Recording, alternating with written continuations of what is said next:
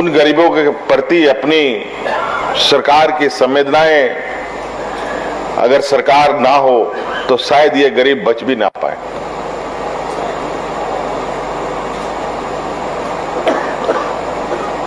आपको मालूम होगा कि इस राज्य में हम लोगों ने जो बुजुर्गों के लिए, विधवा महिलाओं के लिए, विकलांगों के लिए जो सर्वजन पेंशन लागू किया है, क्यों लागू किया?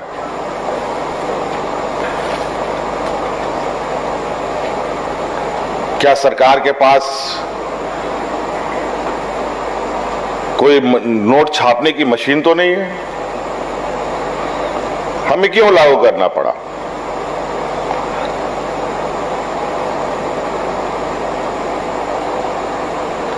वो इसलिए लागू करना पड़ा क्योंकि हम लोग ग्रामीण क्षेत्रों में भ्रमण करते हैं, आम जनों से मिलते हैं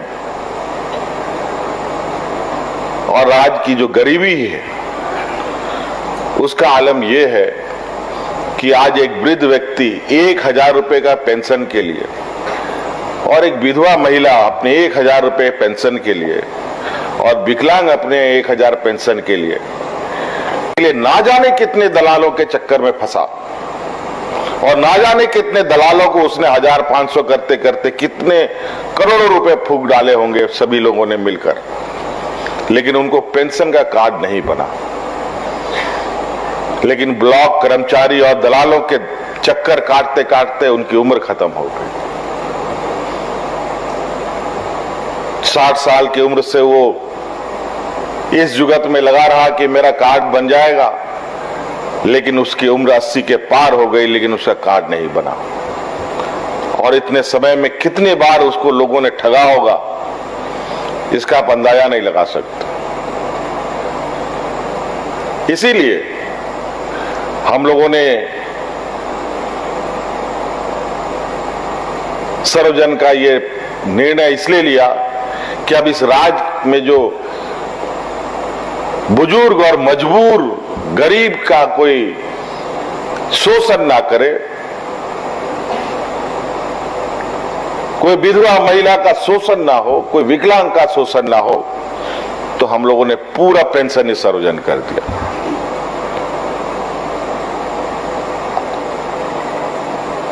सामाजिक सुरक्षा अगर समाज के अंदर में नहीं है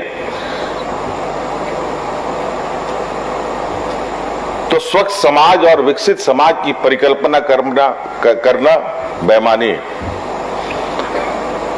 इसी कड़ी में आप लोगों ने सुना होगा कि इस राज्य में या पूरे देश में कर्मचारियों का पुराना पेंशन का मांग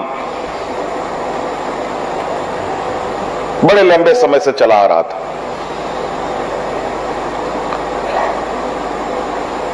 कल परसों हम लोगों ने दिल्ली में कर्मचारियों का एक बहुत बड़ा सम्मेलन देखा। कोई मीडिया चैनल अखबारों में नहीं छपा, लेकिन अखबार और मीडिया के देखने के पास ही आंख है ऐसी नहीं है। इस देश के अंदर 125-150 करोड़ आंखें हैं।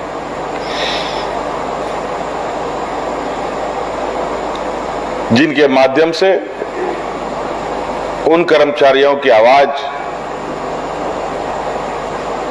देश के कोने कोने तक पहुंचा कि पुरानी पेंशन लागू की जाए। और हम लोगों ने तो सरकार बनने के बाद मुझे लगता है देश में पहला ये राज्य है जहां अपने कर्मचारियों को पुराना पेंशन लागू करने का कानून और नियम भी बनाया।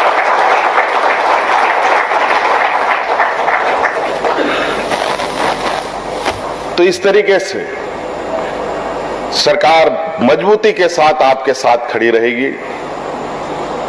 आप ईमानदारी से काम करें, जिम्मेवारी के साथ काम करें। बहुत सारी नियम, परिनियम, कायदे, कानून आपके समक्ष आएंगे,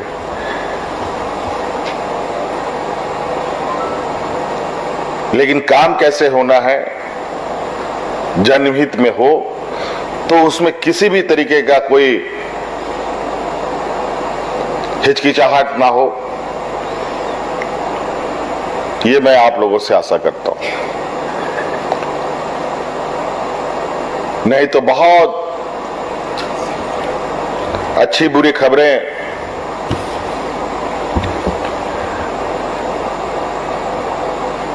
निचले स्तर से कई कर्मचारियों के ऊपर को लेकर उठता है। तो इसलिए मैं फिर आप लोग को वही बात दोहराऊंगा जो पिछले बार कई कर्मचारियों के नियुक्ति पत्र वितरण में मैंने कहा कि आप जनता का सेवा करें, आपकी जिम्मेवारी सरकार के पास है और आपका कार्य और आपके